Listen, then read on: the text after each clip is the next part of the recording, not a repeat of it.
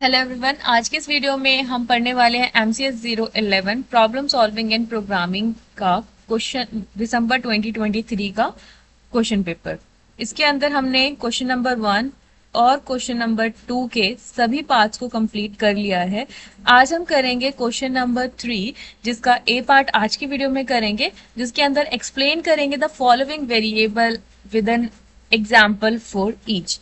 यहाँ पर आपको कुछ वेरिएबल्स के नाम दिए हुए कि कैसे, जैसे ऑटोमेटिक वेरिएबल है, एक्सटर्न वेरिएबल है, स्टैटिक वेरिएबल है, रजिस्टर वेरिएबल है, ये क्या होते हैं और इन वेरिएबल को आप कैसे यूज करते हैं और कब यूज करते हैं। तो ये पूरा क्वेश्चन आपको सॉल्व करना है।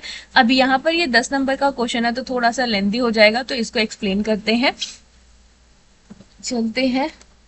अब यहाँ पर हमारे पास में ये सभी जो भी एक्सटर्न वेरिएबल है वो क्यों यूज किया जाता है। जैसे हमने क्या किया कि दो फाइल्स बनाई है। एक्सटर्न वेरिएबल क्या है? एक तरीके का ग्लोबल वेरिएबल है, ठीक है। An extern variable is use to declare a global variable that is defined in another file. कि जब आप किसी दूसरी फाइल के अंदर किसी ग्लोबल वेरिएबल को डिफाइन कर रहे हो और उसी ग्लोबल वेरिएबल को आप दूसरी फाइल के अंदर क्या कर रहे हो, एक्सेस करने की कोशिश कर रहे हो, तो वहां पर उस वेरिएबल को हम डिफाइन करेंगे with the name of extern, ठीक है। अब यहाँ पर हमने क्या किया है, एग्जाम्पल फाइल डॉट सी के नाम से पहली फाइल बनाई, जिसके अंदर हमने लिखा है include stdi.h extern int global var, ठीक है। ग्लोबल वेरिएबल हमने डिक्लेयर किया है, एक्सटर्न लिखा है जिसकी वजह से ये ग्लोबल हो गया। अब इसको क्या कर सकते हैं, एक्सटर्न लिखा है जिसकी वजह से हम इसको दूसरी फाइल में भी जाकर यूज कर सकते हैं, ठीक है। तो एक्सटर्न करके हमने फाइल जो हमारी पहली फाइल थी उसके अंदर हमने इसको डिफाइन कर दिया। अब ये ग्लोबल वेरिएबल बन गया। अवॉइड प्रिंट ग्लोबल, यहाँ पर हमने एक फंक्शन बनाया है, ठीक है। प्रिंट एफ करना है ग्लोबल वेरिएबल यहाँ पर हम प्रिंट कराना चाहते हैं इस फंक्शन के अंदर।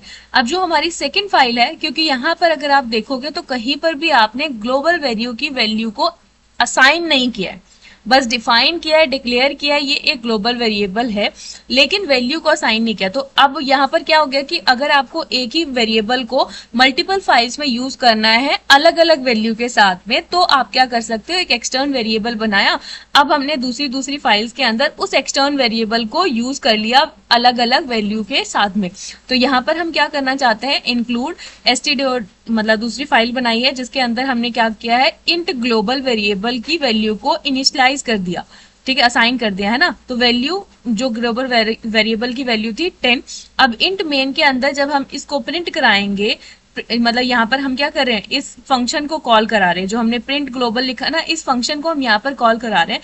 अब यहाँ पर हमारी वैल्यू क्या प्रिंट होने वाली है, 10, क्योंकि हमारी जो ग्लोबल वैल्यू है वो यहाँ पर हमने क्या कर दी, इनिशियलाइज कर दी, ठीक है। यानी कि हमने इसको यहाँ पर बता दिया है कि ये ग्लोबल वैल्यू की वैल्यू कितनी, ग्लोबल वेरिएबल की वैल्यू कितनी है, 10। तो इसको बोलते हैं हम एक्सटर्न वेरिएबल, ठीक है। अब इसके बाद में स्टैटिक वेरिएबल क्या होता है, एक फंक्शन के अंदर यूज करना है। अब उसकी वैल्यू क्या रहता है, जैसे आपने फर्स्ट टाइम इनिशियलाइज कर दिया तो पहली वाली वैल्यू के बाद में उसकी वैल्यू बार बार उसके अकॉर्डिंगली चेंज होती है, ठीक है, बार बार उसको रीड नहीं करेगा। तो यहाँ पर क्या है, the static variable retain its value between function call and its restricted to scope in which it is declare. कि जहां पर वो डिक्लेयर किया हुआ है मतलब वो उसी के अंदर क्या है, रिस्ट्रिक्टेड है कि वो उसी में काम करेगा, ठीक है, उसी पर्टिकुलर कोड के अंदर, ठीक है। तो यहाँ पर क्या है, हैश इंक्लूड यहाँ तक लिखा। फिर वॉइड इंक्रीमेंट काउंटर, हमने यहाँ पर एक क्या बनाया, फंक्शन बनाया जिसके अंदर हमने स्टैटिक इंट काउंटर 0 से इनिशियलाइज किए वैल्यू। अब हम क्या करें, काउंटर की वैल्यू को प्लस प्लस करें। तो यहाँ पर हम इसके अंदर क्या करें, print F counter percentage D, ठीक है, जिसके अंदर हम काउंटर की वैल्यू को लेकर आ रहे। तो यहाँ पर क्या होगा, काउंटर की वैल्यू 0 से इनिशियलाइज थी लेकिन हमने उसको 1 कर दिया, तो पहली बार में 1 प्रिंट होगा। अब यहाँ पर हम क्या कर रहे हैं, इनकी वैल्यू को 3 बार कॉल करा रहे हैं, इस फंक्शन को 3 बार कॉल कराए।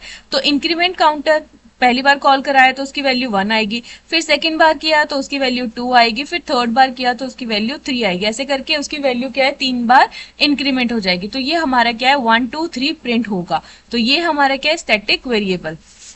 अब अगर आप स्टैटिक ना लिख के नॉर्मल वेरिएबल में इसकी वैल्यू को काउंट करोगे तो यहाँ पर क्या है, हर बार उसकी वैल्यू 0 से स्टार्ट होगी, फिर पहले में भी 1, फिर 2, फिर 1 ही आएगा, फिर भी 1 आएगा, ठीक है, क्योंकि वो क्या है, हमारा नॉर्मल वेरिएबल रहेगा। लेकिन जब स्टैटिक लिख देते हैं नाम के आगे तो वो क्या है, उसकी वैल्यू को होल्ड करके रखता है कि भी जो लास्ट रन हुआ था तो उस टाइम पे उसकी वैल्यू क्या हो गई थी, 1 हो गई, तो वो उसकी वैल्यू को उसके बाद में जो है प्लस करके देगा। अब इसके बाद में हमारे पास में ऑटोमेटिक वेरिएबल। ऑटोमेटिक वेरिएबल जो हम नॉर्मली डिफाइन करते हैं, an automatic variable is a local variable that is automatically created and destroy within its scope. By default all local variable are automatic. जो भी हम डिफाइन करते हैं वो सभी लोकल वेरिएबल्स क्या होते हैं, ऑटोमेटिक होते हैं। जैसे हमने ये फंक्शन बनाया int void display int local variable equals to 5, ठीक है। अगर आप इसमें लिखोगे, ऑटो लिखने की जरूरत भी नहीं होती है, बिना लिखे भी हमारा जो वेरिएबल होता है वो ऑटोमेटिक वेरिएबल ही होता है, ठीक है। अब यहाँ पर इंट लोकल वेरिएबल हमने 5 डिफाइन किया, अब यहाँ पर हम लोकल वेरिएबल को प्रिंट करा रहे हैं 5। अब इस फंक्शन को जब आप कॉल करोगे तो यहाँ पर आपकी वैल्यू 5 प्रिंट होगी नॉर्मल। रजिस्टर वेरिएबल जो है वो थोड़े से इंपॉर्टेंट होते हैं क्योंकि ये सीपीयू रजिस्टर के अंदर जो है वो स्टोर होते हैं। A register variable suggested that the variable should be store in CPU register for faster access, ठीक है, ताकि हम इसको फास्टरली मतलब जल्दी से एक्सेस कर सके, इसीलिए इसको रजिस्टर वेरिएबल करके डिफाइन किया जाता है। Hash include sto.h void compute register int I for loop के अंदर इसको यूज किया है। अब इसके बाद में हम इन मेन कंप्यूट नाम के फंक्शन को कॉल करा रहे हैं, तो इसके बेसिस पे इसकी वैल्यू है जो 0 से लेकर 10 तक चलेगी, ठीक है। तो ये रजिस्टर वेरिएबल होते हैं, हम इनको मतलब ना के बराबर ही यूज करते हैं।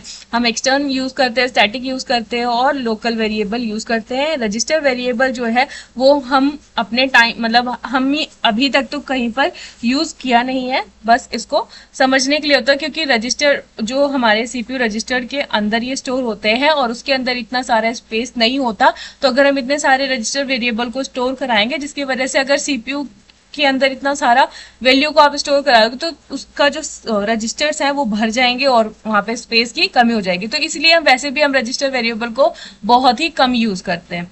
तो आई होप कि आपको ये समझ में आया होगा। नेक्स्ट वीडियो में हम इसका सेकेंड पार्ट जो है वो कंप्लीट करेंगे। तब तक के लिए थैंक यू फॉर वॉचिंग।